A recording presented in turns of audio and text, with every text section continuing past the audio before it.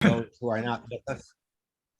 So, Got it. Okay, Hey, um, the I'm reason gonna- I started doing this way back when, recording, Tim, was that, sometimes some guys can't make it and they would like to be kind of included in whatever's going on and be able to comment on it. As you discovered, Fred Lawrence is very interested in following us. Okay, hang on And- just a second. I've lost the video. What do I do?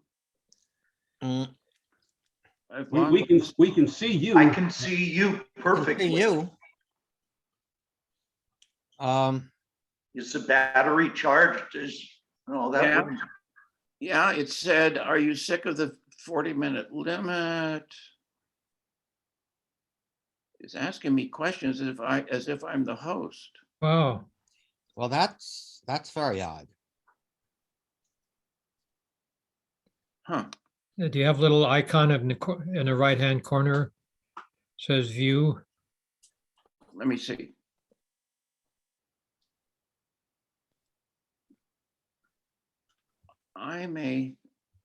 You know what? I may have to log off and come back on, Tom.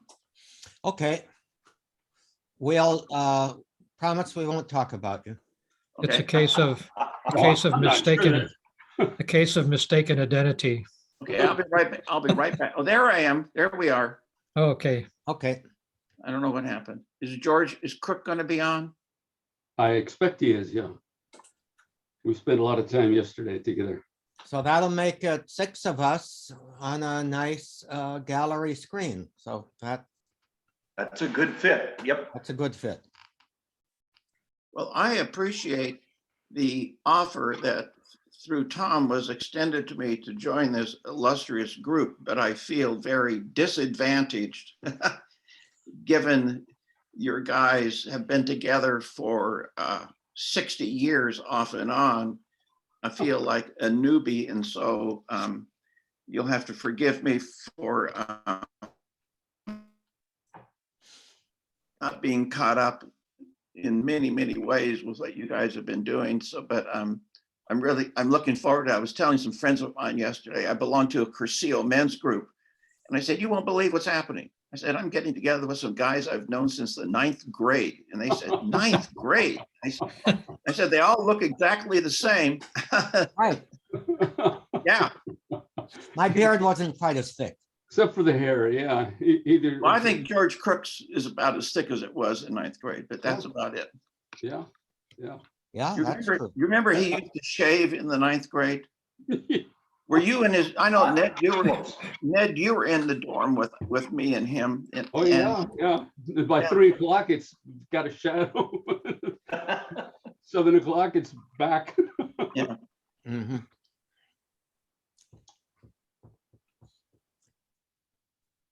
So Tim, one thing to be aware of is we haven't been all that much in touch with each other. I myself have not been in touch with any of the guys, except occasionally John Kremer, very occasionally.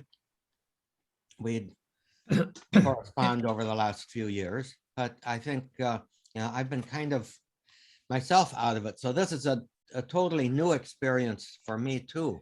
yeah, same for me, Tim. Yeah, I Oh, really? was, Yeah.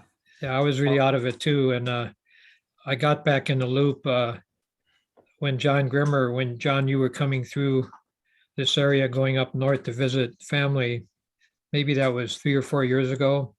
That's about right. Yes. Yeah, but I've been kind of out of the loop too, Tim. So I'm kind of in your boat. Yeah. But all of us will become less illustrious as time goes on. You'll find out. You can be sure of that. Hi, George.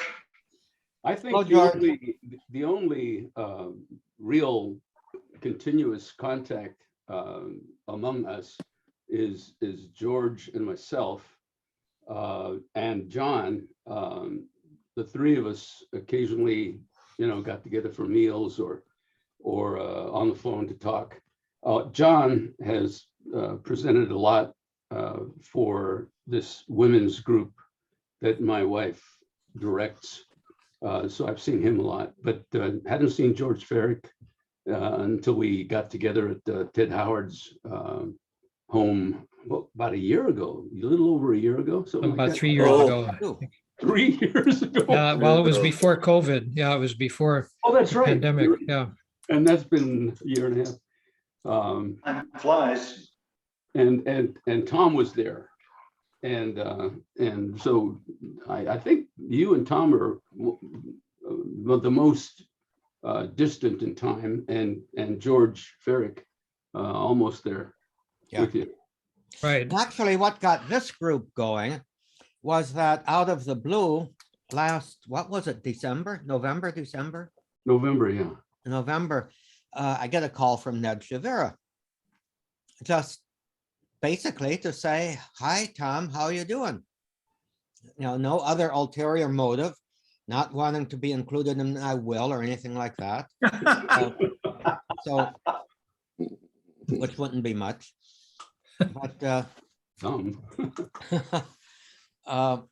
and then we thought, well, hey, this is so neat. Let's do it again. So what, a few weeks later, we talked again and we started talking about including some of the others and Gracias. then we Actually, got- Grimmer called during the conversation that you and I were having. that's right. And I said, hey, John's on the phone. Let's plug him in. So we did.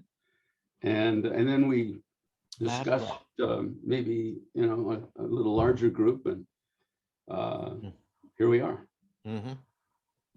So Johnny, what has been your motivation? Because years and years ago, you reached out to me and I'm always, if I can ask the question without putting you on the spot, there are always folks who seem to be the, what's the word? Instigator. Yeah, kind of the shepherd, or the instigator. Convener.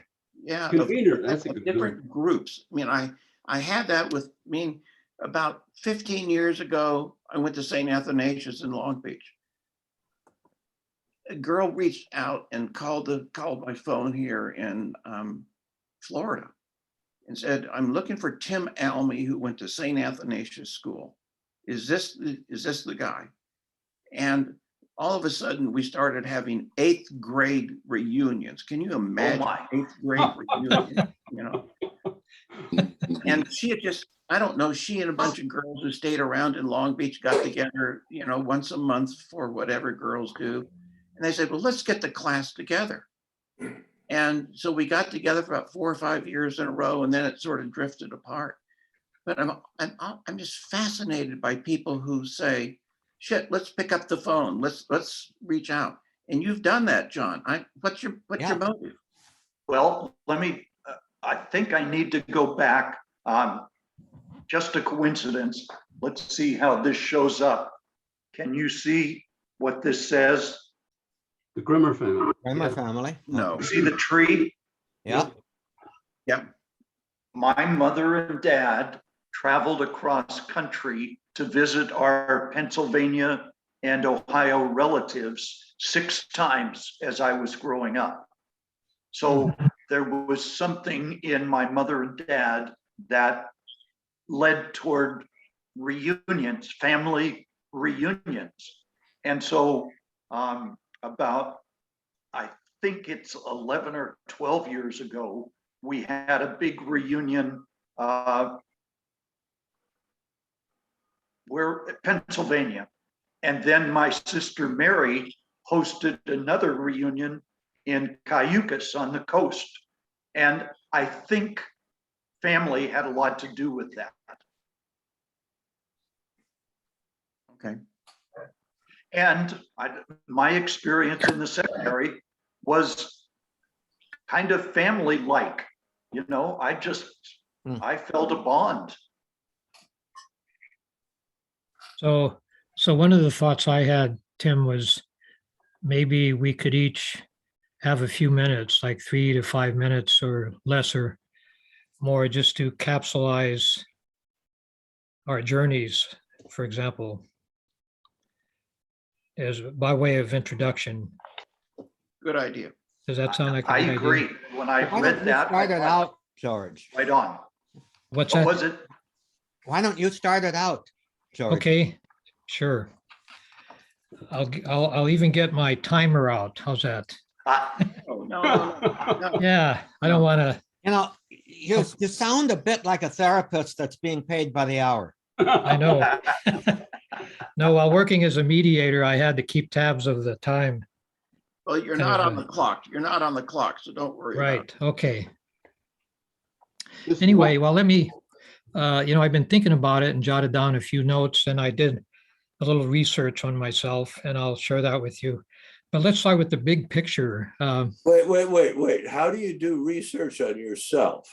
I go to Like- I wanted to find a letter to the editor, which I mailed into the LA Times in 1976. In Okay, in response to a letter to the editor that Bishop Ward had sent in response to an article about vasectomy. That's 45 years ago. I know, and I found it. I found the letter. So next week I'll share this little episode, but but I'll tell you about it. The big picture is I'm a grandson of immigrants. My dad was born here, but his dad and mom, his dad came from Ireland, mom from Scotland. My dad was born in Boston. My mom was born in North Dakota. Farmers. Her relatives were from like Luxembourg and Austria. So the two of them came out west. My dad was like the youngest of 6 sons, and my mom was, I think, the oldest of 6 siblings, or the second oldest. And they came out to California, and they met through the St. Anthony Messenger Pen Pal oh, Club. for goodness sake. Ah, Yeah. ah. And they met, and my dad was down in San Diego with the Civilian Conservation Corps. They met down there and got married, and then had 3 sons. We went to 4 different parishes and schools. I went to St. Mary's in Boyle Heights to start off in 1st grade, then went to Holy Trinity in Glendale, then to St. Thomas over near Loyola, and then to St. Cecilia's, which is near the Coliseum near USC, taught by Sisters of St. Joseph of Carondelet. I didn't have any of those terrible sisters. They were pretty good. Anyway, so went to the seminary, and there are a lot of highlights I could identify from there. One was, George, somehow we were involved with FDR and something, I don't know, debates or one thing or another. Another thing is Norm and I won the talent show for being a magical show, Tricchini. I was called the Great Tricchini or something like that. And I should have kept that up. I could have been the magic priest, the magical priest. I mean, aren't we all? Anyway, Well, if I may interject just briefly here, and this is one reason why timer is not good. no, this is, There is truly a Time, magic time. priest. Next. There is truly a magic priest named, I'll think of it in a minute, but he's a CSC, Holy Cross. And Blantz, Jim Blantz is his name, Blantz. And he actually is a professional Oh. magician oh, really? who is a friend of mine. And he used to perform every year. He'd have a 2-week gig at the Magic Castle that's pretty Oh. good. and would get That says a lot. That's very all of his good. friends to be able to come and have a free night there. Yeah, but looking back on it, There is a one magic could, priest. you could integrate magic tricks into adult education, right? RCIA classes. Yeah. And anyway, so then, Tim, I got sent off to Rome for theology after high school. After college. And so did my theology there. And something very interesting happened there. Well, besides Fred Lawrence being there and introducing me to Lonergan, I had a health problem that was very mysterious. People would see me, walking down the hallway and say, "George, your cheek is swollen. Do you have an abscess tooth or something?" So I look in the mirror and I say, "Yeah, my God, yeah, this side is swollen." And so I started going to dentists in Rome and trying to find out what was there, and nobody could find anything. And finally, a very well-respected dentist said, George, you should go down to UCLA to the cancer clinic and see what's going on there. So I communicated with the Chancery and they sent me back. This has been during my second year, I think, or third year, but somewhere in there, I think second year. And I came back to the States and went to various doctors and over to Huntington Hospital in Pasadena. A bunch of doctors came and they sat in a theater and they examined me and they couldn't find any cancer. Then I went to an orthodontist who said, yeah, you have an overbite. It could be related to that. And still, it was still a mystery until finally, Ned, do you remember Agnes Miggs? Oh, yeah. Yeah, you Yes, remember sure. Agnes Miggs. And that's Yeah. part of my story too. But anyway, so she told me about, she says, well, I know a head doctor in Beverly Hills, Dr. Sam Persick. Head doctor. So I went to see Dr. Persick and I knocked at the door when I got there for my appointment and walked in and he said, Mr. Ferrick, you have mesenteric hypertrophy. Just like that, just seeing me. And that was a missing link. And I said, what is that? Well, he says it's just the masseter muscle, which is over here, can get irritated, it can get swollen. And so we figured out that maybe it was due to tension. You know, we all have certain reactions that our body has when we get tense. So mine was this, my jaw would get tight and it would. So what do I do? So anyway, I'd been down here back in the States for a couple months. So I went back to the Chancery to say, the mystery's been solved. I want to go back to Rome. And they said, well, we were going to call you up and send you back to St. John's. So I was like one thin hair away from not going back to Rome. Holy man. And whoever it was I was talking to at the Chancery wanted to speak to my parents. So my mom came down with me and she said, and she backed me up. She says, yeah, George is okay. It's been taken care of. Let's go ahead with the plan. So I got sent back to Rome. I don't know what my life would have been like if I hadn't been sent back. So that was a real crucial event. Anyway, I came back in 1968, went to a parish in Pomona, St. Joseph's. And let me give you some, George, were you ordained with the class? I was ordained with the class, not with the Los Angeles class. I was ordained in Rome. Yeah, Okay, okay. yeah. Yeah, So the you're not ordinations, on our ordination picture. right, Okay, okay. yeah. Yeah, the ordinations took place at Christmas time in Rome. So I was actually ordained in December of 67. ¿Dónde están los zapatos? Estaban aquí, ¿no? Los zapatos allá los. I hear something there. Who's Anyway. got shoe problems. Yeah, so here's some themes. Yeah, so that resolved that, but that was a big deal there, kind of a moment of grace. So then I come back and I start off in my first parish and I was with Mike Robert. Do you remember him? Yeah. Mike Robert was, what was he, 2 years ahead of us, something like that? Yeah. And there Tim, was I don't think you would remember him because he came in college. Okay, and there were some themes. One was an ecumenical theme.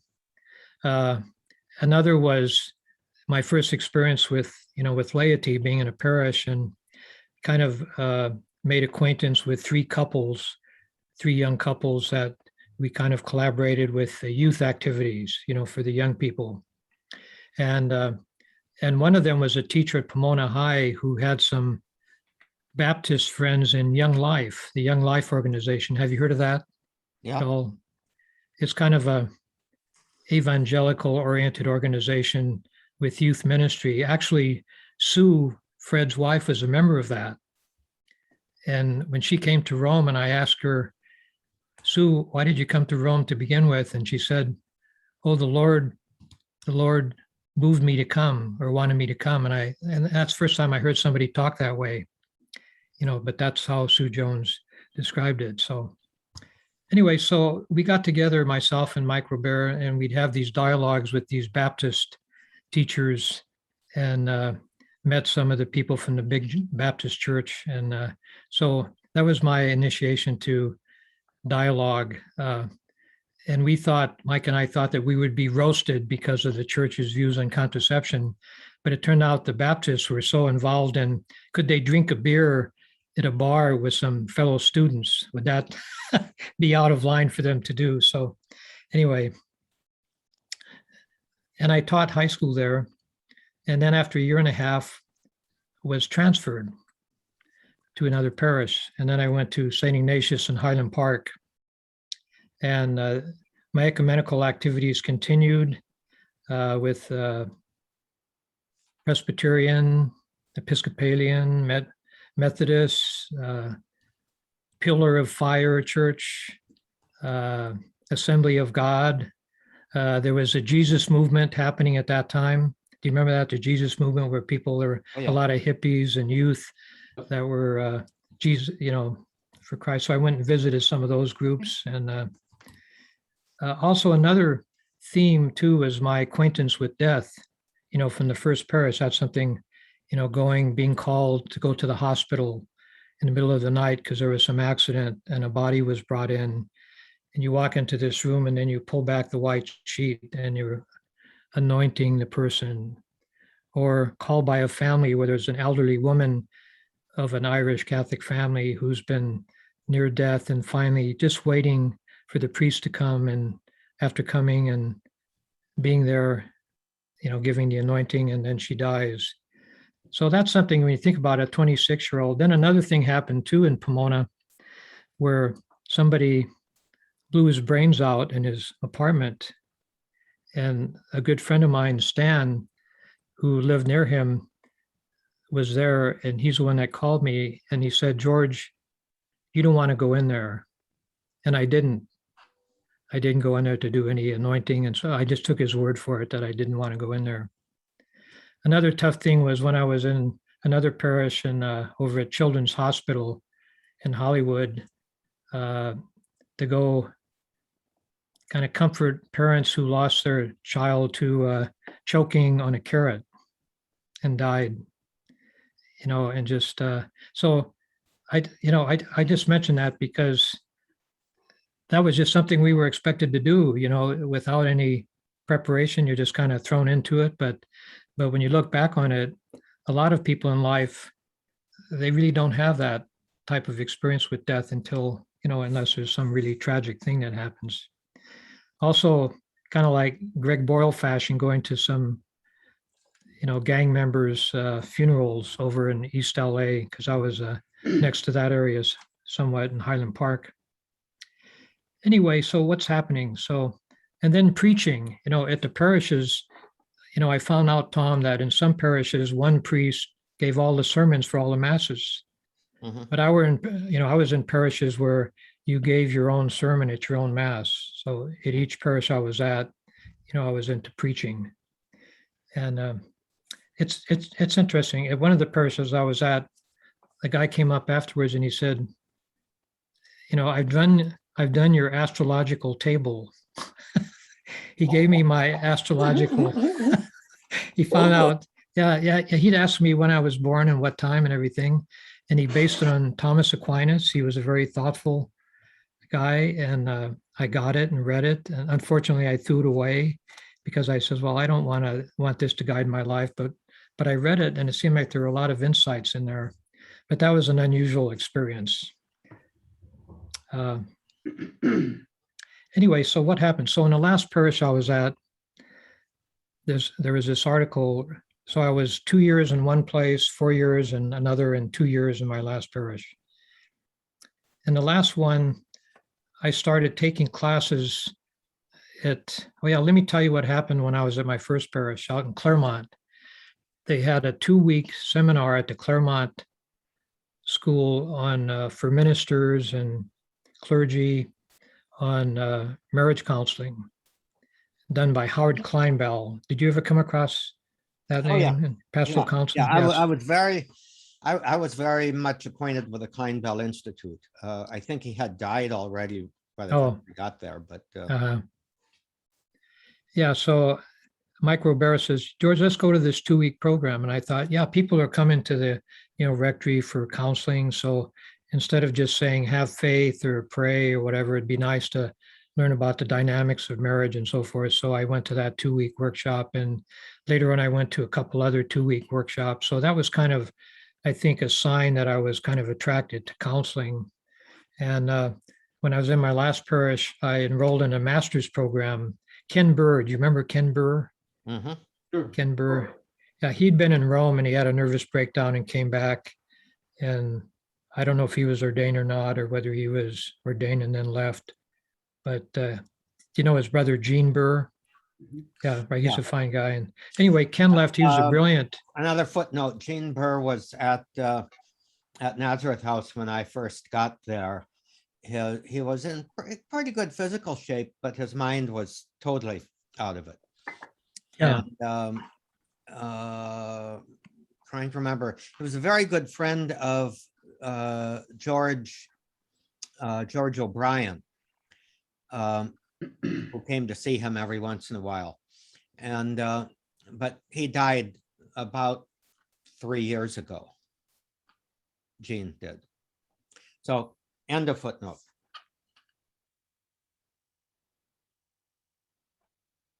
George, George, you're he's frozen. frozen on my screen, George is frozen. Frozen?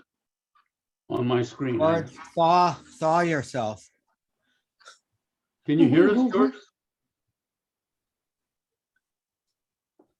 Well, George, wave if you can hear us.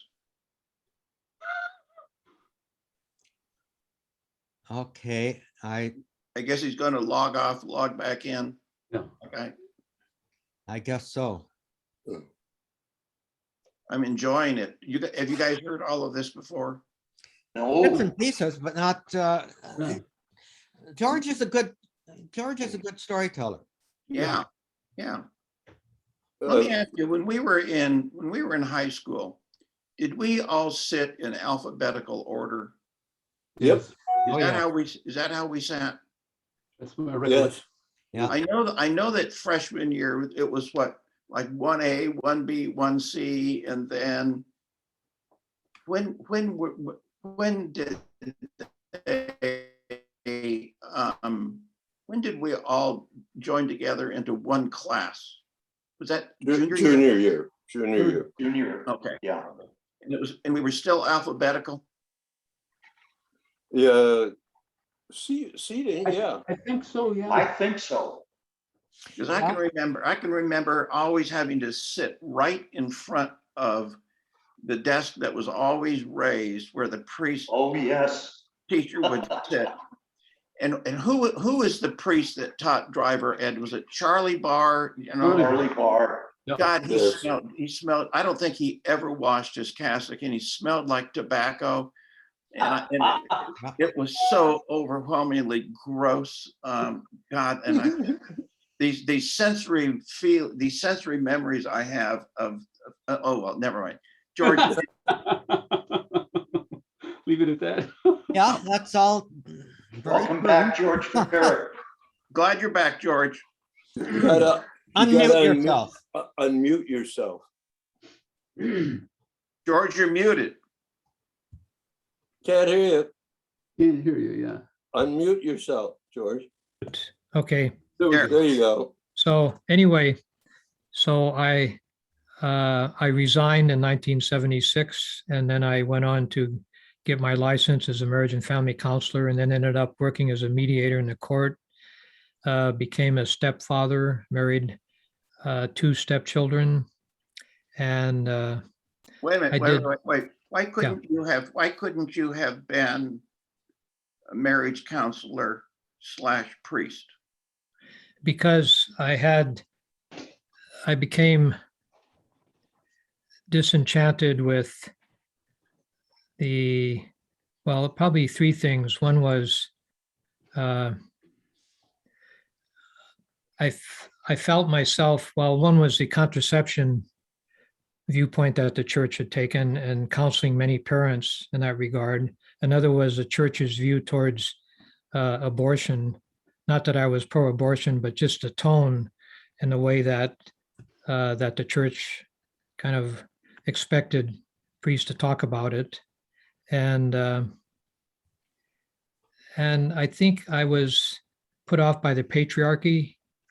You know, I can remember there being a confirmation at the parish in Highland Park, and you know, the nuns do all the training, or the CCD people, and then there's a big banquet afterwards for the Monsignori and the priests.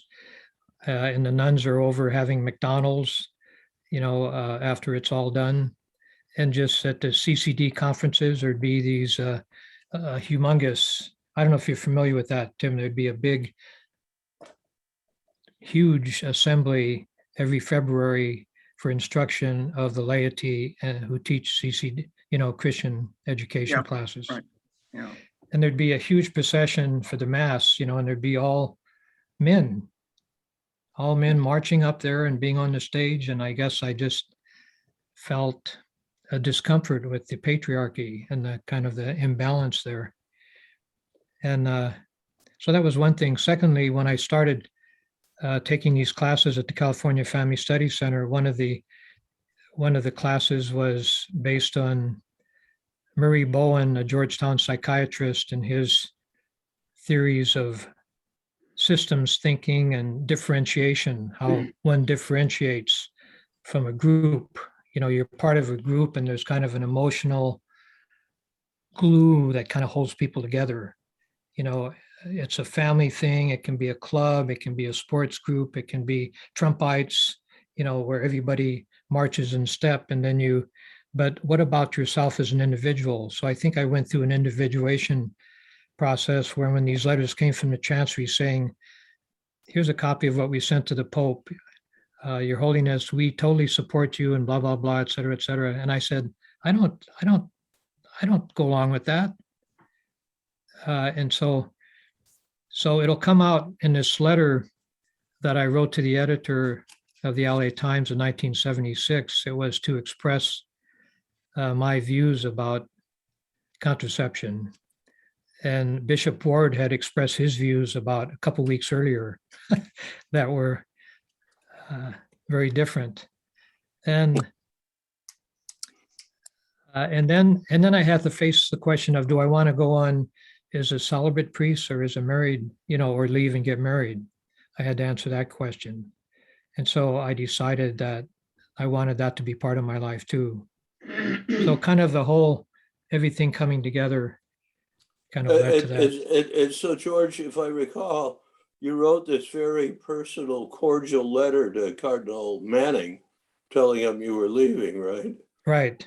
That's right. I Yeah. wish I had a copy of that too. Yeah, I said, Crook, are you being facetious now in your? Yeah. Okay. Yes, I am. Oh, okay. Yeah, I didn't- It's hilarious. I thought. Go ahead, George. yeah, it was, yeah, you know, I wasn't close to Manning. I wasn't close to Cardinal McIntyre. I wasn't close to Benjamin Hawks. I didn't feel much emotional. I think part of it was going to Rome. And I felt Manning was kind of doom and gloom, you know, very dour. You know, Marie Kondo would not have a lot to say about, does he give me joy, you know, when he comes and preaches, etc. I'd have to give it to my Cardinal Manning bobblehead. No joy there. Anyway, so I didn't go down to the chancery. I just told my pastor I was in the same parish as Pat Thompson and Bill Kersey. I really enjoyed being with them. And I just wrote a letter to Cardinal Manning, and I listed about, I don't know, 67 or 69 priests who had left. And I said, please add my name to this list. I'm leaving for, and I don't know what I put down there. And I wish I had that letter so I could see what I said. But so I didn't even go and visit him, or I just left and didn't go through any laicization process, because I had heard from other priests that said it was really very humiliating. And, you know, you have to either declare that you were insane when you made your decision, or that you were whatever, you know. Can I interrupt for a second? Sure. And you may fire me from your group. So Tom, you're an active priest. And you've known George since you were in the 9th grade. And when you hear about this, what thoughts went through your mind? if I can ask you to be on, and am I out of line asking? No, this you're not Not at at all all. out of line. No. I think Not that's all in, part yeah. of, that really is part of the kind of sharing that we should have. As you know, as members of whatever we might call ourselves. But you know, what's going through my mind is I early on, I developed a very different set of interests. And I would say that the human relations,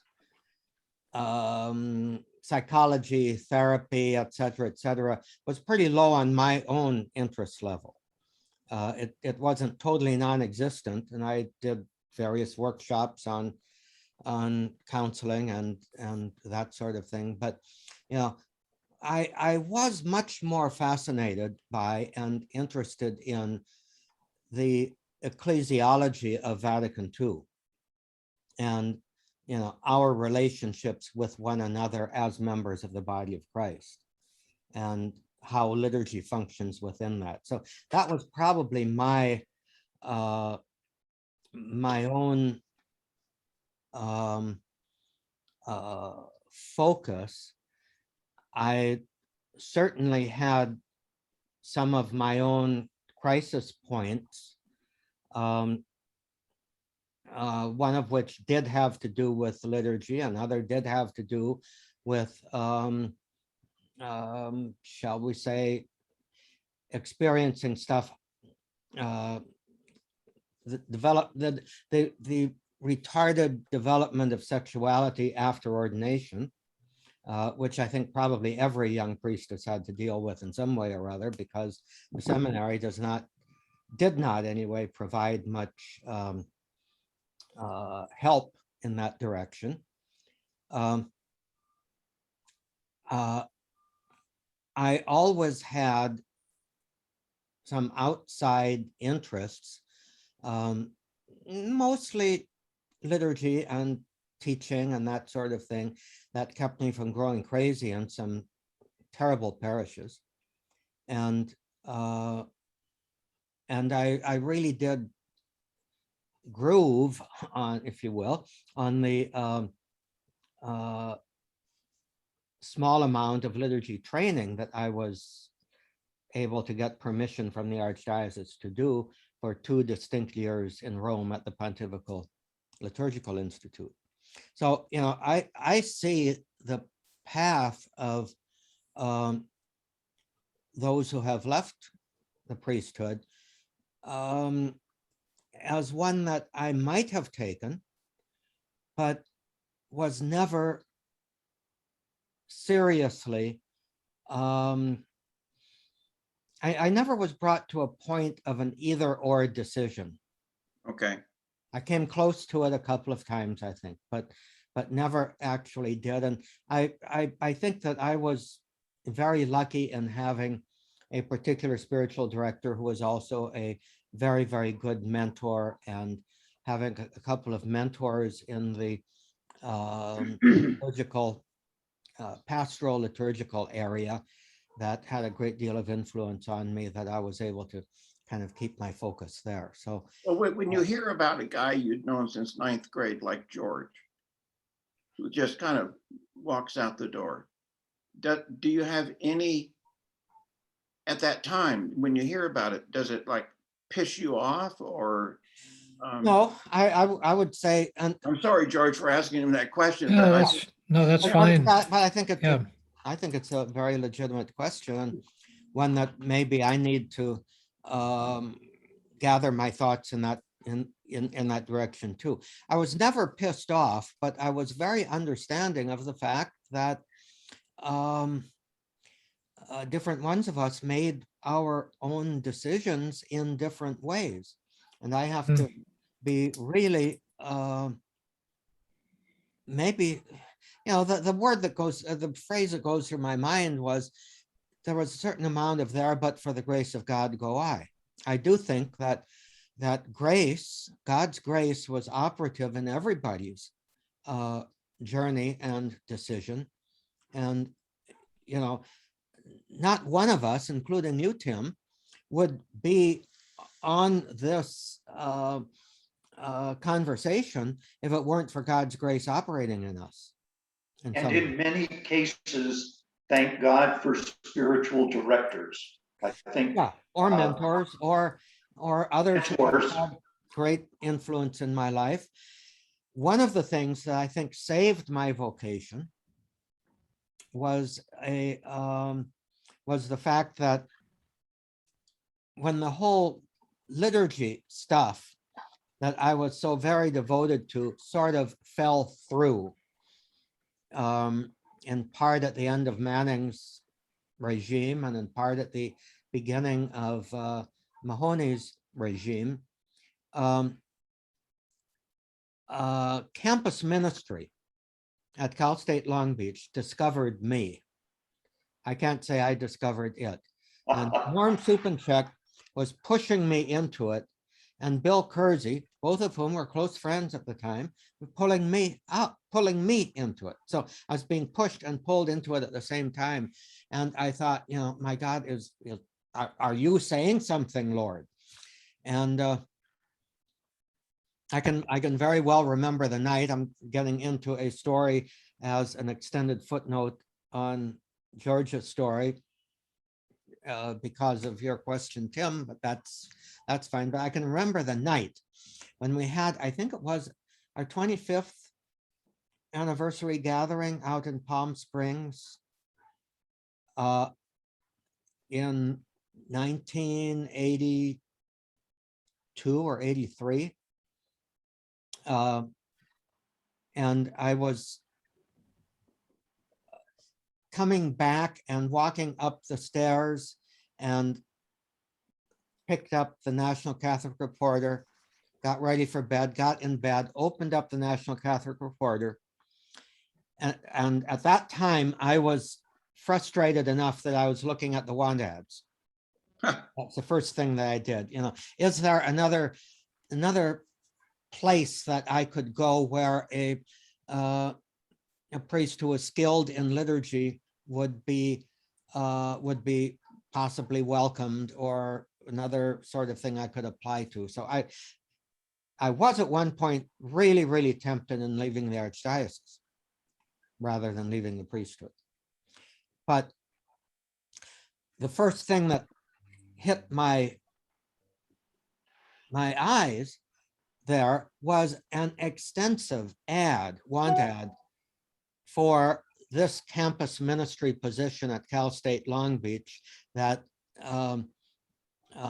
Kersey and Supanchek were trying to entice me into it. And I said, okay, Lord, is that a sign? And I called Kersey the next day and said, I'm going to apply. And I think being outside of a parish, still priest of the archdiocese, but thrown into a milieu which was intellectually and in almost every human dimension rather fulfilling and rather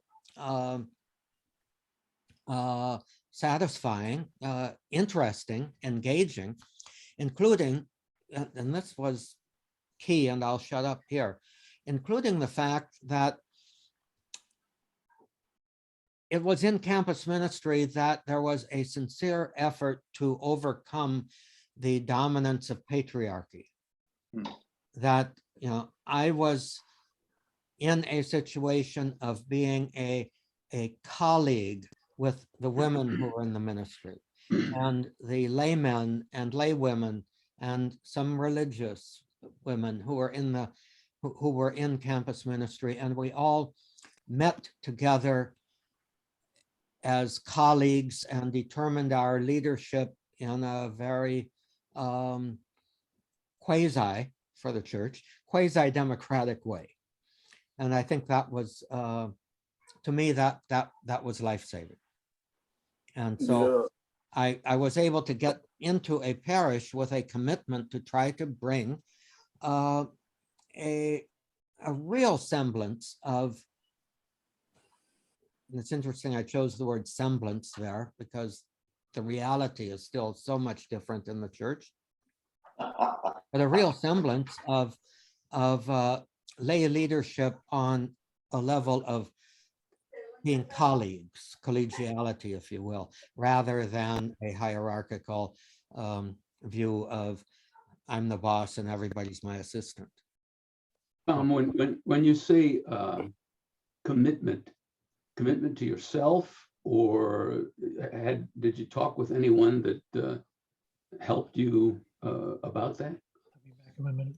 Commitment, You said I got into a situation where I made a commitment that, et cetera. So that was a commitment that was your own to yourself about how you were going to run this parish. oh, yeah, I guess it was to myself. Yeah. Yeah, in other words, it wasn't a formal signed external commitment, but I certainly did. I was always looking for ways of enhancing a collegiality among the lay leaders and of the parish. Mhm. Not always successful, but and sometimes I was stumbling over my own clericalism too, and I got out of that. So, and does that help him, or not? Yeah, I guess, no, I didn't mean to stop George's beautiful kind of talking about his life and spiritual journey. I just was curious because you're the only other priest in the group, because you'd known George since you were 14 years old, and here's George who just kind of says fuck off, I'm gonna leave, and does it, I guess, kind of publicly. How his friends who were other priests, how you might have reacted to that. I just was. Yeah, well, also that was a time when an awful lot, as George indicated, an awful lot of priests were leaving the priesthood. Were they? They were like I was stars falling from heaven, I didn't. Or I was something not. like I was not in any way aware of that. I just didn't Yeah. have any idea about that. Well, George, you said you were number 79, right? Was that when you wrote that letter to Cardinal Manning? You said, include me as number, was it 79? 76, yeah. Oh, okay, yeah, those would have been 75 guys Wow. before you who this started pretty much after 1968 or right around 68. So you're writing to him in what, 76? Yeah. Mhm. So in 8 years, maybe 10, 76 guys left the archdiocesan priesthood in LA. It could have So- been 129 maybe. Yeah. Even, yeah, just a lot, yeah, Whatever, and but there were a lot, and it wasn't just in LA. So, yeah, I Yeah. guess part of That's not counting the religious priests who were leaving, right, yeah, and it certainly affected me to see the guys leaving, because I was in the process of a long falling away from the church that was incremental and, over time, until it came with a rush. And in hindsight, I think a big part of the problem, not universally true, but certainly in part, was that the Archdiocese of Los Angeles was quite a sinful church in those times. We had a racist cardinal, McIntyre, who was a true racist. Remember with the Rumsford Act about fair housing, non-racial covenants and all that in housing? It was an election measure about, I don't know, 66, 68. And Cardinal McIntyre said to somebody, I don't know if it was Dubé or Father Franz or who, but Well, I can understand why white parents are concerned about their daughters. And, and he said to Father Franz after the White Watch riots, I just don't understand what the darkies are upset about. Are you And, sure? and that's what he said. And he was bad. And Hawks, the most powerful man in the local church, was thoroughly corrupt. And they all had this blinkered reactionary conservatism about the liturgy and everything else. The way they treated the Sisters of the Immaculate Heart was a total disgrace. And, there were lots of holy priests who stood in place, et cetera. But, and it was the spirit of the age too. I mean, like, do you remember Tom Upton in Haran's class? Yeah. Mhm. He was ordained and sent to Our Lady of Guadalupe on Hamel Street over by more or less Calvary Cemetery. And within 2 or 3 weeks had run off with somebody in the choir. That's how long he lasted in his ministry. It was the ironclad ties we grew up with were pretty dissolving at this time. But George, I just wonder, when did you start to think about leaving? Maybe before you were ordained? I don't know. Oh, no. And I think just to go back to what you said, Tim, I really didn't have a kind of fuck off mentality or anything. I felt really sad because I felt like, in a way, if anything, the church needed a lot of the priests who were leaving. They were really including you. That was George. Exactly. That was, Yeah. That was my big mystery when you left. Was here's one of the best guys we have. Why? In hindsight, I wonder, did you think about, okay, this is a problematic situation, but I can help it if I stay. I can make it better. I'll be one of the good guys. Let me interrupt there too, please, before you answer, George. You did think, obviously, a whole lot about it, but the way you did it surprises me.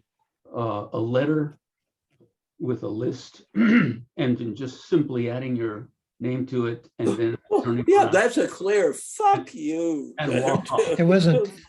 It sounds like it, but Oh, it certainly Well, does. it was to Manning, but it wasn't to the people that I worked with. It wasn't, but it wasn't the most mature way. I'll be the first to say I would do it differently. If I had, it wasn't the most mature way of Well, and taking leave. I'm thinking, George, you didn't have, you never had an occasion to get to know Manning on any different level other than as a cold authoritarian. Yeah, that's correct. Yeah. I was able to see some, I can identify with that, but I was also able to see a little bit more of a gentle human guy who tried to listen, but didn't always follow through. In fact, often did not, follow through on his listening. And he made himself the chair of the Liturgy Commission during his time, and I was a member of that.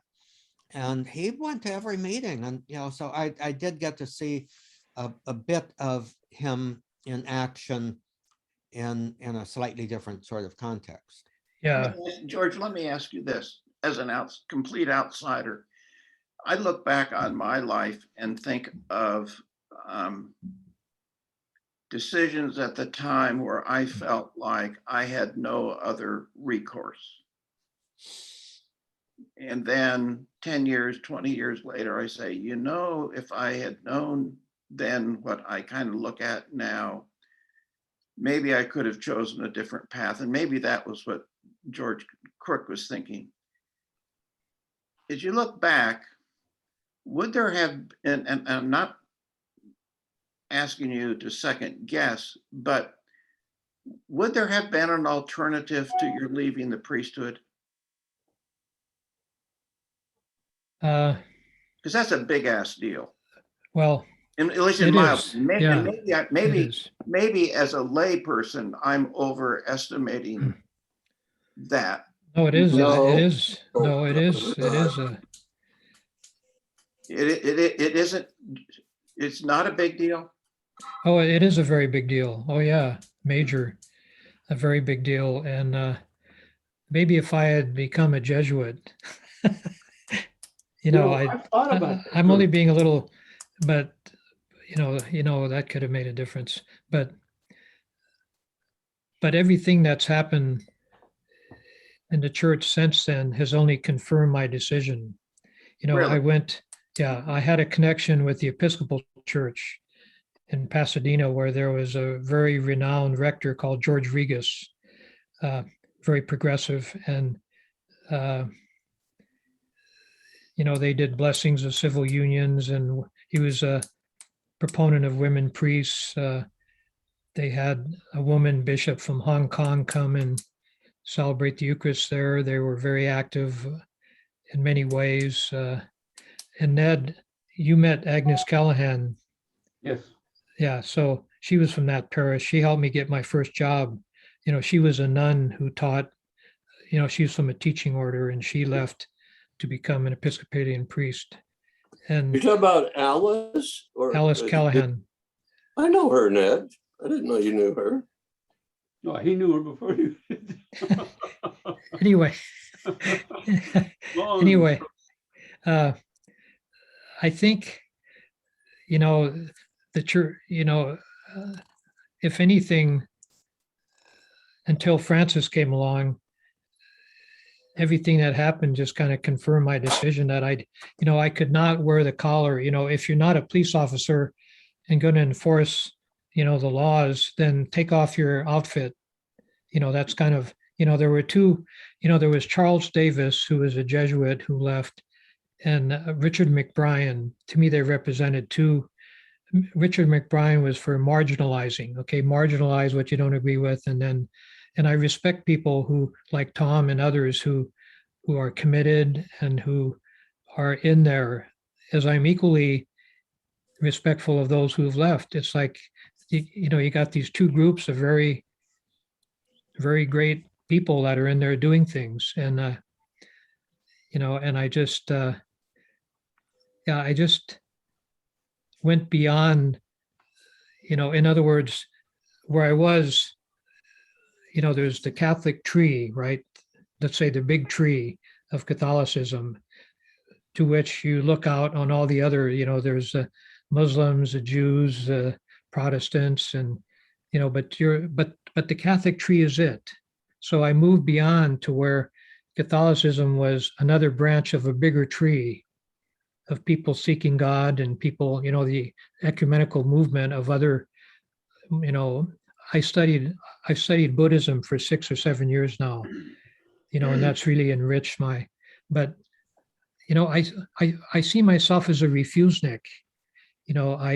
I left the institution, but culturally and my roots and values are a lot of what I learned and take with me from Catholicism. But I'm part of the diaspora, going forth into other places to, Tom, your idea of grace. But yeah, but I don't, but it was a very big deal. And some of my Rome classmates were really kind of upset, or, it's kind of like, you remember the crew team, you're rowing together, and then one guy hops off and leaves, and whoa, wait a minute, Yeah. And so it's not, it was a big deal.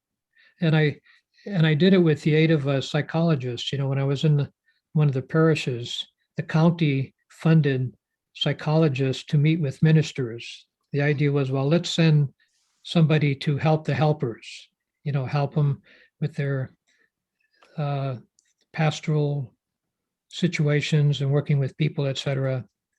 And so I got to know this psychologist. So when I went through my decision-making process, I went to see her a number of times and worked out the fact that I could be a spiritual person outside the priesthood or beyond. Well, how about any priest friends? Did you seek their counsel? I was part of Jesus Caritas, which was a kind of a fraternity of priests that would get together. But no, I seek the counsel of those who had left. I Oh, went to people like Larry Shalburn and Pete Beeman and other people. Really good guys, Yeah. wonderful guys.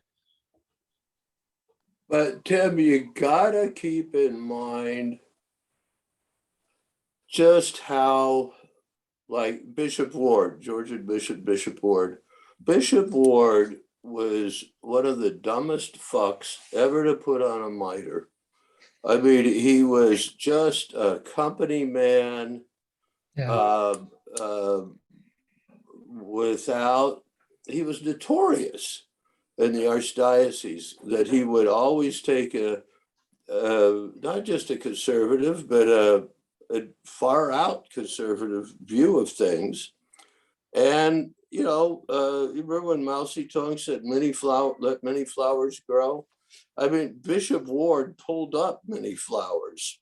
So they would never grow. And he did it so stridently and with panache, he was yelling at you while he was proclaiming his gospel.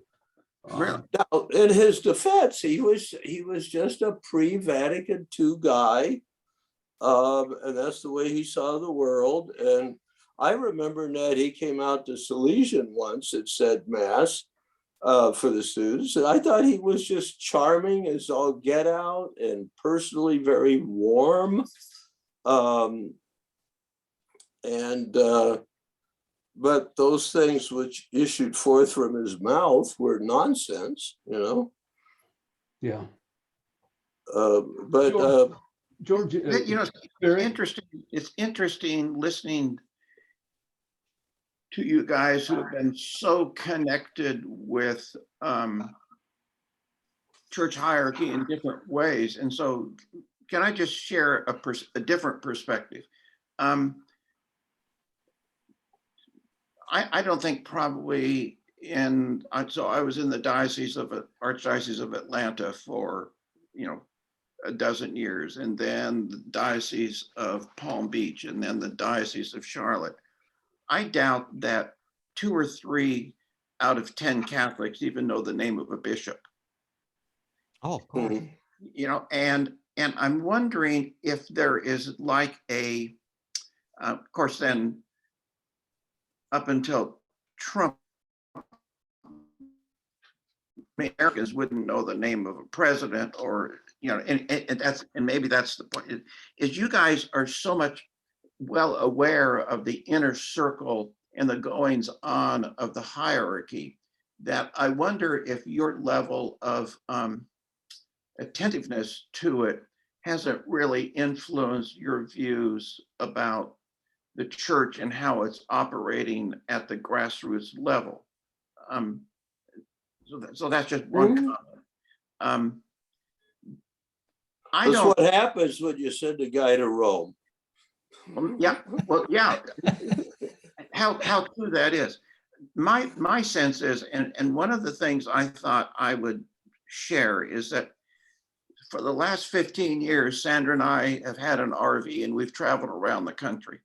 And we've been to every state except Alaska and Hawaii, because you can't drive the RV to Hawaii.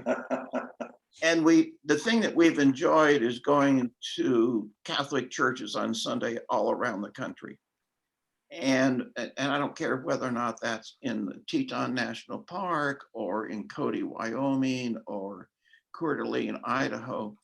And it's fun, and I mean fun, to go into Catholic churches, small Catholic churches, sometimes big Catholic churches, and just kind of seeing how Catholics look at, well, first of all, what they look like, okay? And most of the time they're farmers. They dress very casually. The priests are generally older, particularly in Nebraska or the Dakotas. The homilies are generally pretty damn bad. You know, that they are regurgitating something that they've seen on the internet. But that the thing that we notice is that the faithful are very faithful. The churches are full. Churches are in fact packed. There's always coffee and donuts afterwards. There seems to be a real sense of community in these small towns because we like going to small towns. And I doubt that anyone gives a shit about who is the bishop or the cardinal or the archbishop of these dioceses. And what is interesting to us is how, and I think it's the beauty of my faith, is that we can go and we know, because we have Laudate on our phones, and we know what the readings are going to be. We know what the scripture is going to be, and we have really, Sandra and I have really derived a lot of beauty out of that. We really have. We love the liturgy, and so and what I was going to say is, I don't think I've really become a Catholic until the last 6 or 7 years. I don't think I had a clue what it meant to be Catholic until about 7 or 8 years ago. And let me just, if I can just take a few minutes, is, to me, being Catholic was dragging myself to church on Sundays, typically until we moved here to North Carolina. The churches that we went to were crappy. They were big, massive churches, particularly in Florida, with Irish priests who, if they gave a 5-minute homily, that was long. That would be a long homily. We moved to North Carolina. It was a church that had been administered by Capuchin Franciscans for 25 years. And they were warm, gentle friars. And they really believed that the laity should have a very active role in the parish, very active role. And for the first several years, we were lost in this parish. It's 4,000 families. It's a huge, I think that's kind of a big parish. And about 7 or 8 years ago, we heard about a retreat that 3 guys in the parish were going to offer. And it was a weekend retreat. And the title of the retreat was, "We're Broken, so come and hear our story." And it was 3 guys. And I had known about them because they had been offering Bible study classes. And so one guy had been abused as an 11-year-old by his priest in Ohio, sexually abused. Another guy had been a drug addict, and another guy had become Episcopalian and come back to the church. And they talked for 2 days to us about how they had been so broken, but that they had come back and that they had discovered the beauty of, coming back to Jesus. And they did it for 3 or 4 different weekends, and about 2,000 people in the parish attended this. And I said, wow, these guys are broken like I am, because I was a broken man. I was sinful. I didn't love Jesus. I didn't act like a Catholic. And as a result of that, I made a Cursillo weekend. And I don't know if you guys know what Cursillo is, but I made a Cursillo weekend, and I've been part of a group for 6 years now. And Tom talked about having a spiritual director. Well, I've got 7 buddies who are my spiritual director. And there is no holds barred. And without these guys, and there's nothing that gets past them. There's nothing that gets past them. And so I don't feel like I don't think I've had any idea what becoming a Catholic means, except for the last several years of my life. And I just wish that I had known about brotherhood or sisterhood, I just wish I'd known about it a long time ago, because I've just wasted so much of my life. And so and maybe the questions I'm asking you guys are unfair, like George, and I apologize, is because I'm just kind of taking some of the kinds of things I talk about with my Cursillo guys and saying, well, look, can I ask you, how did you feel about leaving the priesthood? And Tom, how did you feel when you heard about George leaving? And so if I'm out of line, I apologize, but it's just, shit, we're almost all 80 years old. It's time to it's time to be honest. Yeah. Tim, I think At last. in the very brief time that we've been getting together, I've become aware, I've noticed an increasingly high level of intimacy. We're becoming comfortable with each other, I think. And while we haven't reached the apex, I think we really are communing together. This is a very important part of Friday for me. I don't know what you guys. I agree with you, Ned, and Tom Welbers.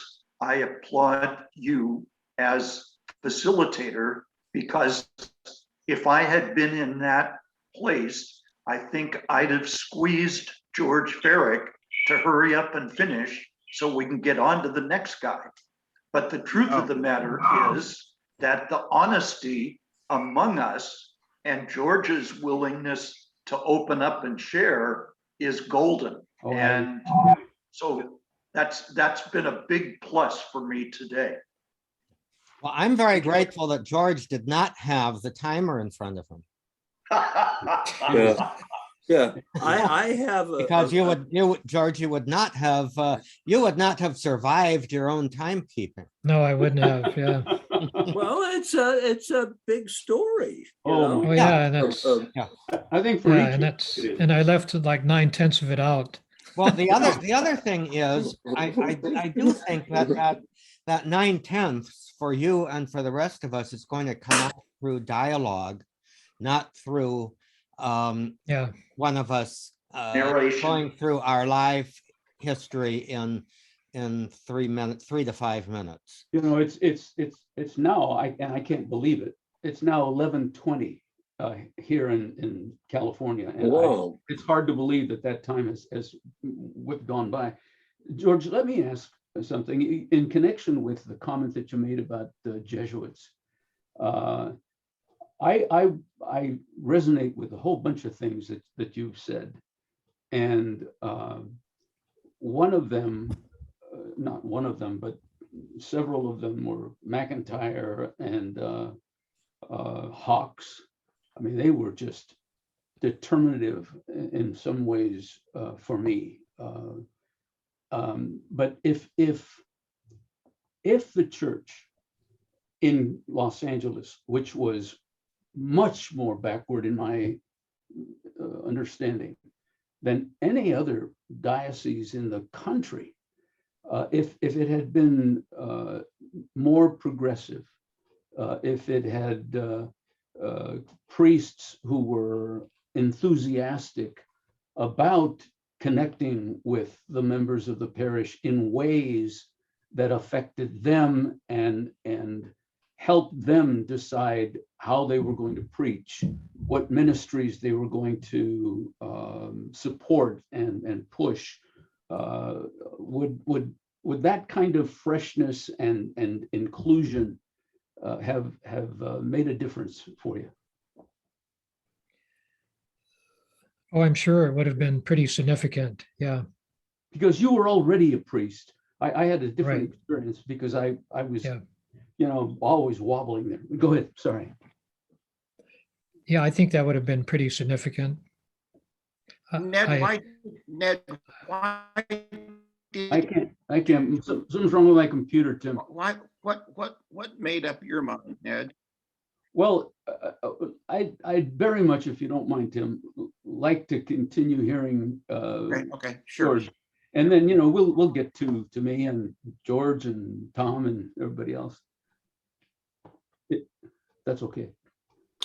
George, I'm always intrigued at the thought of you in the same rectory with this Monsignor English character.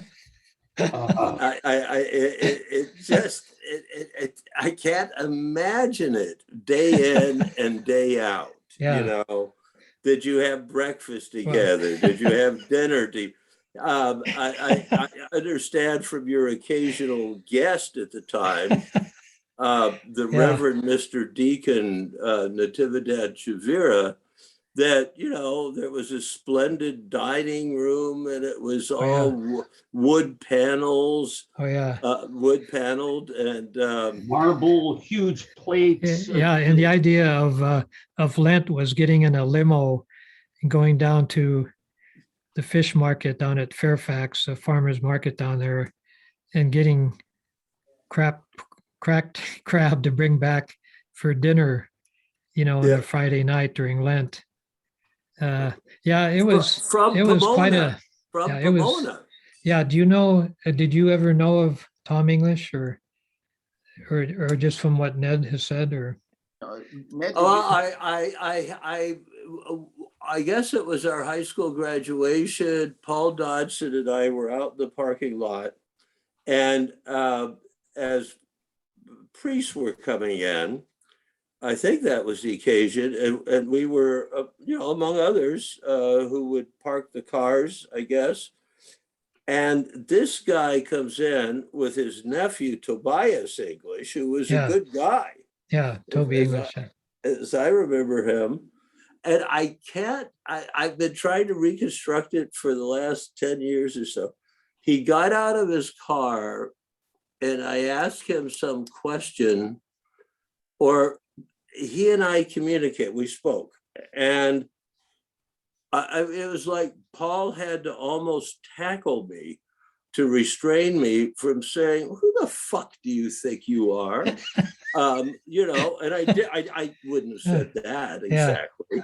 Yeah. But he was, I just remember utter arrogance and Yeah. utter entitlement Yeah. and utter, you're just this young seminarian, you know? And I can't remember what it was about. I mean, I wouldn't have challenged him, or maybe he wanted his car to be parked in isolation so nobody could ding it, you know? Yeah, maybe. I just don't remember, but oh boy, I was steaming at my 30-second experience of the guy. I just can't remember what it was. But as far as I'm concerned, it was like, okay, motherfucker, to the lamppost with you, you know, up against the wall. And that was before that rhetoric was around, you know? Yeah. How you survived that, George, it was a mystery to me. The last parish that I was in as a deacon was St. Joseph's in Pomona.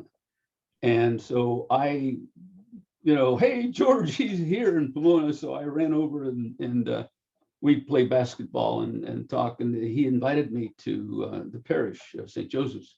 No, it was St. Joe's, wasn't it? Yeah, right. Yeah. And you were in the, yeah. Yeah, and I remember, you know, parking and looking up at this edifice, and then going to the rectory, another significant, you know, massive place, and the doors opening, and you ushering me into this very quiet, very large room, and the doors they looked like they weighed 1,000 pounds each, you know, and you opened them and they were more than 12 feet high.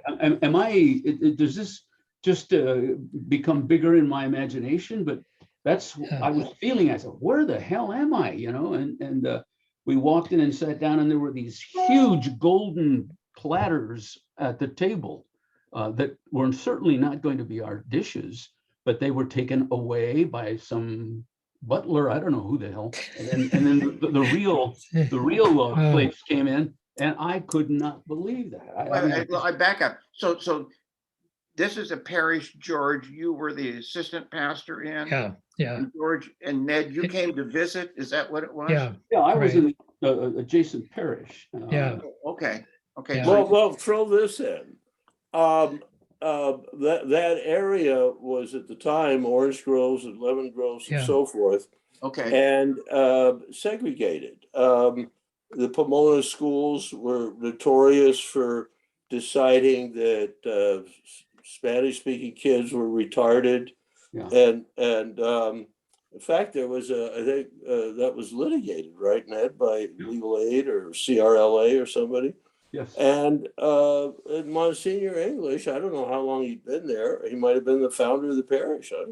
But he was, I mean, this was the white church, right, George? I mean, this was the Anglo church in Pomona, Claremont.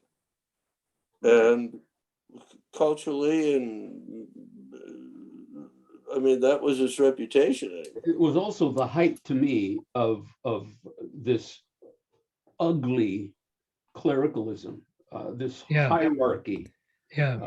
this you are down there and don't you forget it. And Yeah. I am up here and don't you forget it, Yeah. and act accordingly. Yeah. I think some people referred to him as a Bishop of Pomona. Yeah, they did. Yeah. And you're right. Yeah. Olive, George, that's correct. I mean, that was like a big cathedral, right? A huge structure. And he was actually didn't do much. He would disappear during the day. It's like he was an absentee person, absentee pastor. I think he had 3 of us associates, and I don't remember him. The only time I remember him is on Sunday, presiding at the Eucharist. But Now, did he preside at the Pretty much it Eucharist, was- or did he say mass? But There is a difference. the second, and I think it was, yeah, there were no meetings, no, the 4 of us getting together, nothing at all. It was all like we were Well, on our own type of thing. And I also recall, because I was the neighboring Yeah, parish, and of course that had its own racist history too. St. Joseph's influence didn't, or English's influence didn't quite seem to extend to Claremont, right. in part because Don Strange was also a very, very strong-willed person who established Our Lady of the Assumption. But I do recall that you look at the parish boundary maps, and when the other parishes broke off from St. Joseph's, the boundaries were very much gerrymandered to include the wealthy in the hills and exclude the poor, especially in the Mexican ghetto of Sacred Heart, that they were not part of the parish. And then when those parishes split off. St. Yeah, Madeleine. and I wasn't consciously aware of that. I was kind of just plunked down from Rome into this place and caught up into Yeah. doing, But I do remember looking at the parish boundary maps when I was out there, and I thought, oh, Ah. okay, that explains a lot. well, So- George, and so as a new priest, you two guys, so how well was the preparation in your last years before you were ordained for what pastoral life was going to be like? zero. Zero. It's kind of like, I've heard the same thing from some attorneys that when they go out and they get Yeah. out of law school, they go to a firm and then they learn everything they need to know about the nitty gritty of being an attorney, from the group they're in or whatever. It's the same thing. There was absolutely nothing about what to do in a confessional, nothing about preaching, nothing about, it's like a blank check, and no mentor, no official mentor. Yeah, it's really a lousy way of using some of your top personnel, that has all this supposed training, but there was like zero Yeah, You think zero. it's changed? You think it's changed at all? Oh, I yeah. really, yeah, I understand it is Father Yeah. Sandoval is a very good example of that, isn't he, George? Don't you think? Yeah, my pastor now is a Filipino guy who was in charge of the diocese's internship program. Okay, And now part of the theologate is you spend a year or 10 months maybe out in a parish, living with the priests and interfacing with the people and preaching. We got this guy as a first-year theologian who preaches. And the pastor just the other day at Mass said, this might strike you as a bit unusual, but since only priests, deacons, and bishops are allowed to preach, but here's an exception. And the Archdiocese got an exception from Rome because this is the nature of our training. And so what'd you think of Jorge's sermon? Give him a hand. So, really? Okay. yeah. So I didn't think it was that hot, but anyway, yeah, so it's changed. But Jorge, you both would intersect with Monsignor English at dinner every night. Is that right? Would you have Yeah. formal Yeah. dinner? yeah, that was pretty tense at times because I ended up defending Huey Newton or the Black Panthers, that they may have something to their cause. It was just, over in Rome, we had Daniel Berrigan visited, and he was kind of like a hero. And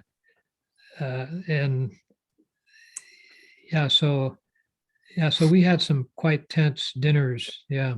But was this guy, humorous at dinner? Dad, you were there. What was he? Charming? Was he welcoming? Oh, Was he? my experience was dour, quiet, Yeah. uncomfortable. I wanted to just finish eating and grab George and get the hell out of there. Oh, there was no upper class charm, right? Not that maybe he thought I couldn't handle it. Sounds like the Bishop of Pomona. Yeah, he was independently wealthy, George, was he not, from Ireland? I don't know about that, but I wouldn't be surprised. Yeah. But he just, maybe I can't remember a lot of the conversation. Maybe I have PTSD. Or maybe you're just getting old. No, I think it's, I don't The remember a word lot of that. trauma definitely belongs there. Yeah. But that's just fascinating, man. Here you are living in a house with this guy who is the Bishop of Pomona. Yeah. My mom had a friend who had bounced from Oklahoma into being a tenant farmer, I guess. They lived in a house owned by whoever owned the orange groves that they took care of. And we'd go out there and visit them. And so then we'd go to Mass on Sunday at St. Joseph's Church. And I remember it. I remember just like, oh, it was so big. But my mom's friend's daughter, Ellen, had a Mexican girlfriend, or I don't remember her going with us, to that church. Mm-hmm. Were there Chicano parishioners? I don't have a memory of that. Yeah. I don't see it as very diverse.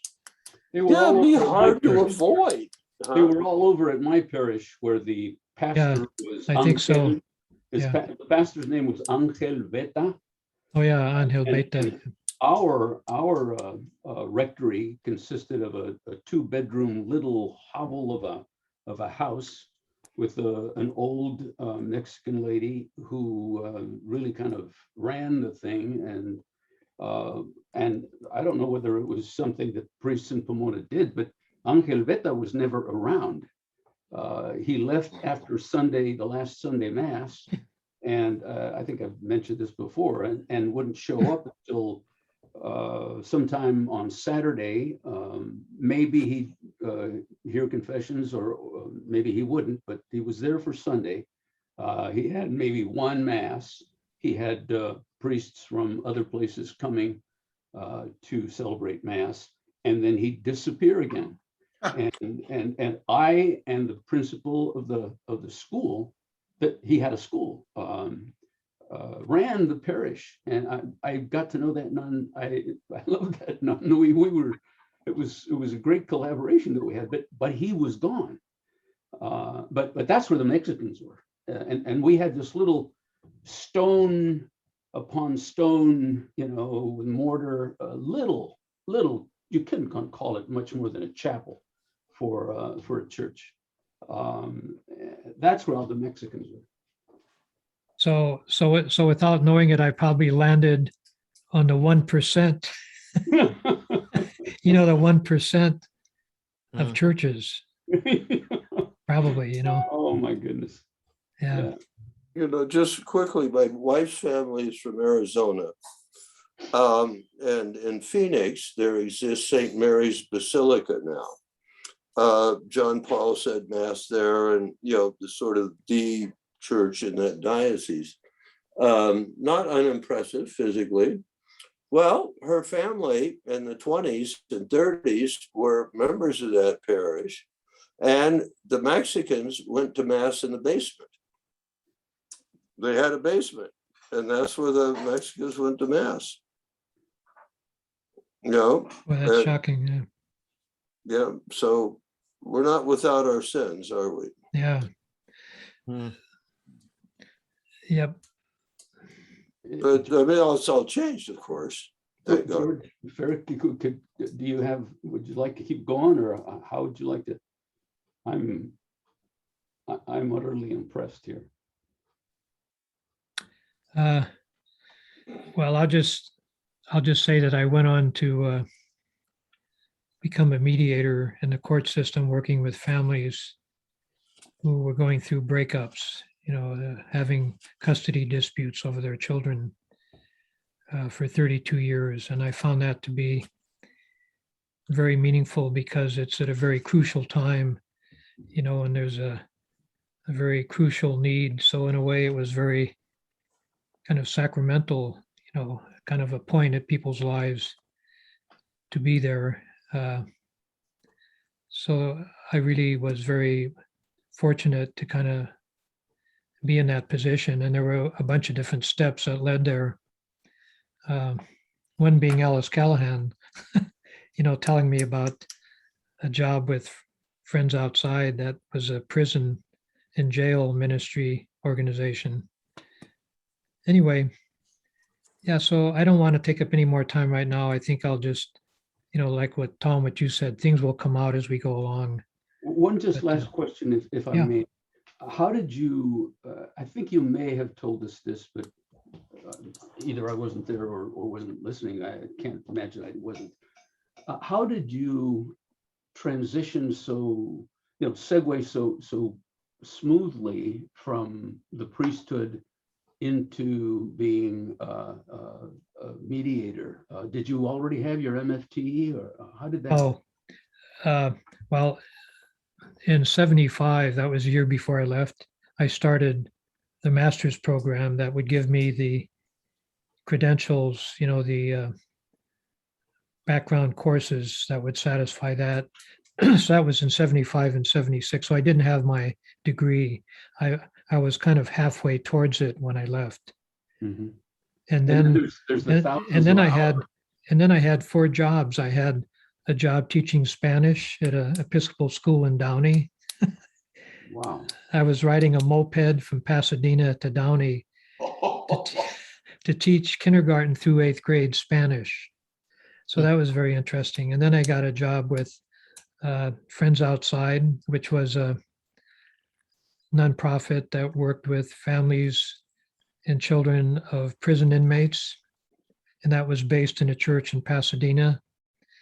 And there was a lot of church backing, Methodists and Episcopals and visiting prisoners and various types of ministry. So I did that for 2 years, and then I was a vocational rehabilitation counselor for a year, and then was hired as a mediator, which really was a close fit with my background and my interest in working with families kind of directly. And then did that for 20 years in LA, and then moved up north and so forth. Yeah. What prompted the move up north, George? Grandkids. Oh, Yeah, grandkids did it. Yeah. Yeah, I have a Right. question, George, regarding, when you left, how did you deal with, or did you have financial anxieties? You're going from a situation where in the priesthood, everything was taken care of for you. Right. And suddenly you've got to essentially fully be responsible for every aspect of your life and support. Yeah. And How did you obviously, find that transition? obviously Manning was not sending me a severance check. No, that's a given. Yeah, no, it was a very difficult situation. It was because then, then I got married and we had a little family, and my wife was a teacher and 2 children. And then I started, earning money, but it was like my salary was like 12,000 a year teaching at the Episcopal church, and then Friends Outside was a little bit more. But when I became so for 4 years, it was pretty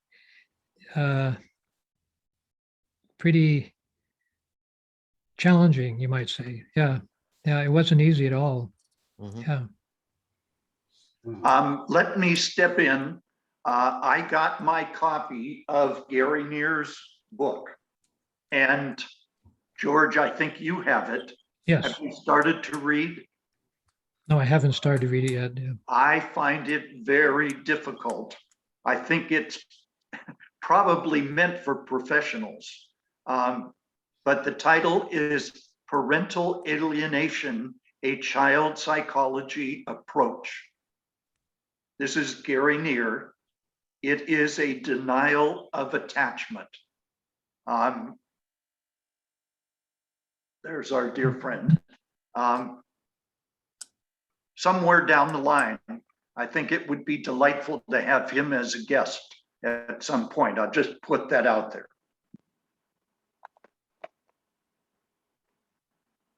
So Tom, And they were silent.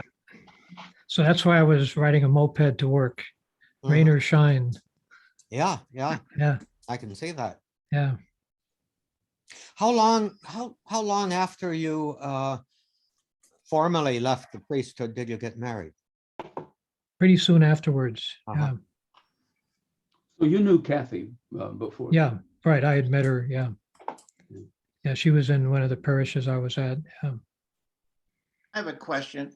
When was the magic show with you and Norm? Was that in high school or? Yeah, that was in high school. Yeah. It was. Yeah. Were you there, Tim? Well, I was in high school, but I don't. You don't remember a big talent show that was in the refectory one night? I don't. You don't remember it either? Yeah. Yeah. Got a hunch if any of us were involved in a skit, that odds are we were more focused on getting ready to do our piece than, Yeah. Yeah. Norm Supanchek and I did that, put that on. yeah. Didn't they call those Gaudiamuses? Yeah, Gaudium. Yeah. Tour. Yeah. I remember, do you guys remember when the LA Rams used to come and talk to us? Oh, yeah. Yes. Yeah. That was always a treat. It sure was. Yeah. Why did they do that? What was the pull? Somebody had a connect with them, didn't they, Tim? Yeah, I don't know. I guess. I'll No, bet there somebody was a- did. I'll I bet don't there know. was a Catholic executive up there looking out for us. That's exactly right. The guy would frequently come, with the George- several players. I just don't remember who it was. Yeah. And they never had John Arnett, right? Was now. there a Les Richter? Was that Les Rector, Crazy Legs, Hirsch used to come. Yeah, Wayne Putnam. Yeah, that sounds familiar. I think Richter did come. Mhm. And what was he? Maybe. He was a linebacker? don't remember. And they He always is- George, have I the want- same lame joke about so many expectant fathers. Oh, wow. Yeah, you're right. You're right. You're right. And Crook, I want to ask, you were talking about our graduation and this English, this Toby English coming. Was Toby English a minor seminarian in high school? I mean, clarify that for me. I don't think he was. He was the nephew of the This- infamous one, but Okay, I suspect he came into the seminary in college. Maybe as a college special, I don't know. okay, okay. But Okay. but he was at Queen of Angels in the college, Yes, as I recall. I remember he too. was maybe one of those 6th-year men, or was he Okay. 5th year when we were freshmen? Okay, and he was a very likable guy. Yeah, I oh thought. yeah, very nice guy. Yeah. And he had a, central casting Irish look.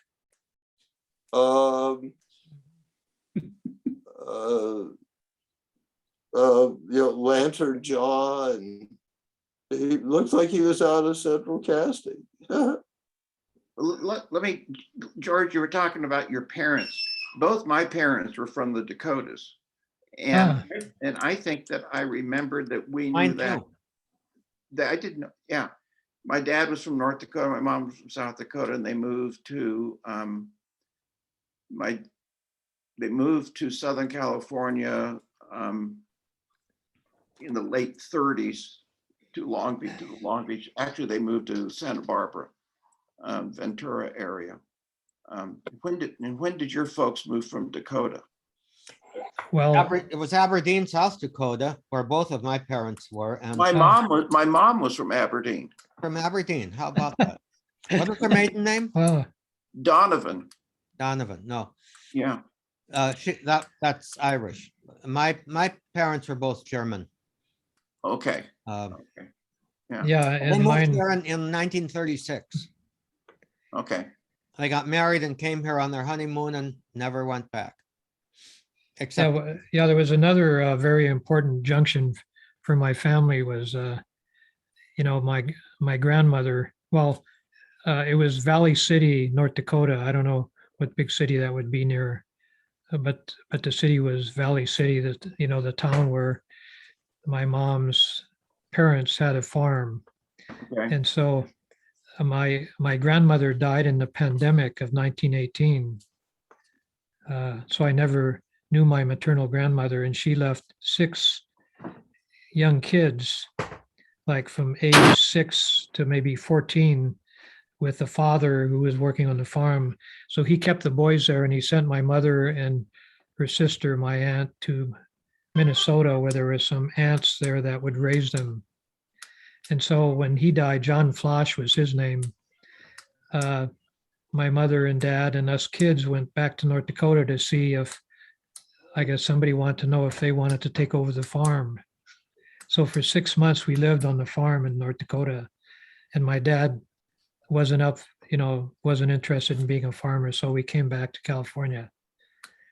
But that would have been a real juncture if I would have stayed in North Dakota too. I wouldn't be here talking to you. My dad, so Wow. Do you remember the farm? Did you like? Oh yeah, I remember sitting on a rake, pulled by a tractor and bouncing up and down and being sore all night from getting bruised as a little kid. And I remember, going out at night to look for the missing calf. And I remember going down to the basement because there were some storms that were happening and stuff like that. Yeah. Oh, I have some vivid memories. Yeah. Of the farm life. I was telling my sister,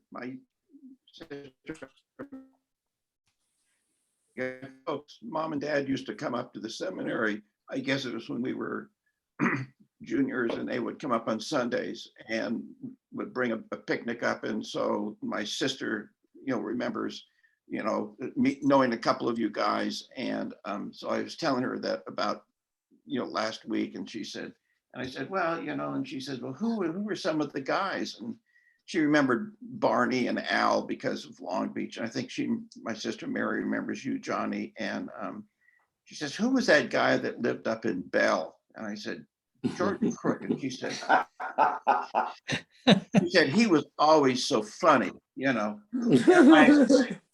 And now, Tom, I really, really am sorry that I did not know that your folks are from Aberdeen, because my mother would have loved to you about your folks from Aberdeen. Well, Yeah. that This shows how little. yeah. Yeah. It would have been, because probably everyone who was from Aberdeen knew each other. Pretty much, I guess. Although I would suspect that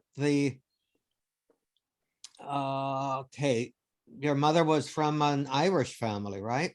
Yeah. I would suspect that there were ethnic divisions. Oh, I'm sure there were. Where they probably didn't, I don't know that they had any antagonism, but they probably didn't associate. The Germans were very, very close, especially the German Russians. Yeah. And I've started looking into that stuff too. And there's a couple of huge associations of German Russian Americans that are avidly going back into their history. I've been able to actually I think to trace my mother's family tree back to the 1700s. The German Russians were not East Prussians that segued into Poland, rather they were in Russia. No, they were mostly German farmers, I think from various parts of Germany, but imported to Russia by Catherine the Great. Herself was German. Okay. And she wanted to, use German, how would I say, culture and technology to teach those Russians a thing or two, or to help develop the country, is another way of putting it. Yeah, I think they probably ended up building the subway systems. Well, In Moscow I think they were mostly out at least my people were out in farm villages in what is now Ukraine, Okay. near Odessa. But In there were other Aberdeen- colonies in other places too. In Aberdeen, was it North or South Dakota? South. Were there, how big is that? Or was it population? Now it's probably, well, I don't know, 10, 15,000 maybe. Yeah, I would say somewhere between 10 and 20,000. Yeah. So there wouldn't have been ethnic culture. Let me try that again. Ethnic Catholic churches in a Yes, town. there would. Oh, absolutely. Yeah, there were Yeah. two Catholic Really? churches, what, Sacred Heart and I forget the other one. So there was a German Catholic church and an Irish Catholic church? Oh, absolutely. Yeah, I think so. Oh, wow. Well, that would have meant your parents certainly would have known each other, right? Because Don't know. they never would have crossed paths, perhaps. Well, Quite possibly. mom's family never lived in town. They lived out on, they were homesteaders, and so they lived out of town. So, anyway. Wow. I mean, has anybody ever been to Johnstown, Pennsylvania? You'll have the Croatian Catholic Church, and 100 feet away is the German Catholic Church. Same thing's true in Chicago and some of the old neighborhoods. Mhm. Here's the Italian Catholic Church, a stone's throw from the German Catholic Church. Mhm. Yeah, that was pretty much the same. I think probably the same thing, but It's 2 o'clock, guys. 3 o'clock, 2 hours. 2 hours. Yep. Noon.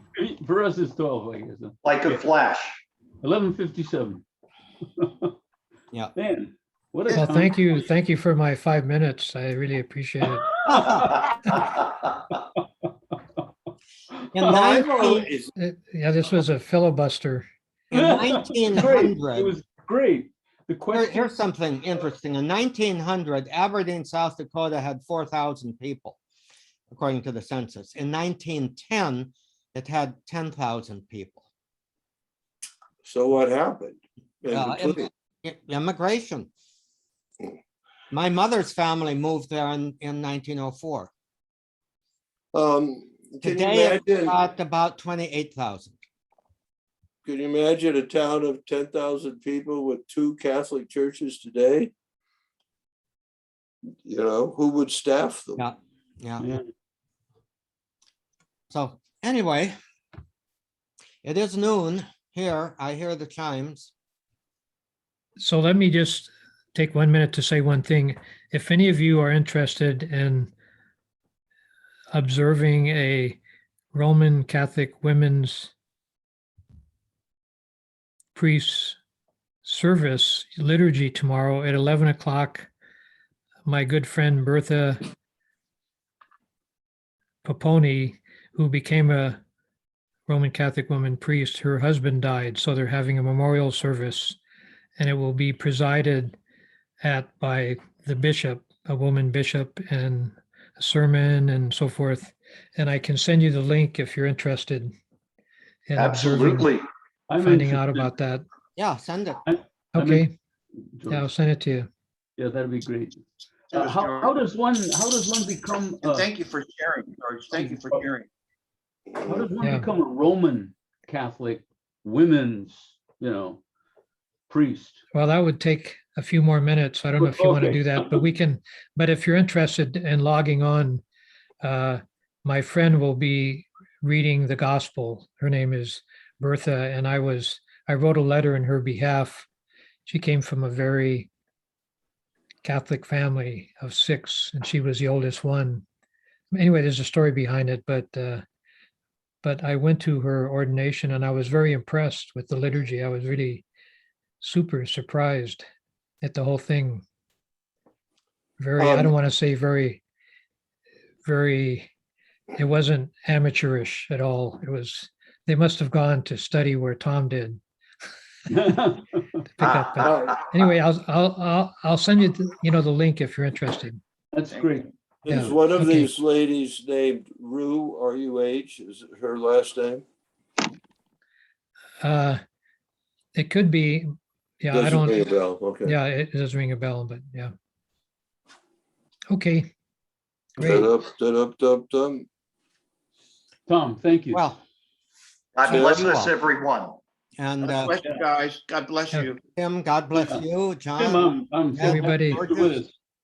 take care. I am going to push the end meeting button. Okay. 3, 2, 1. Bye-bye, y'all.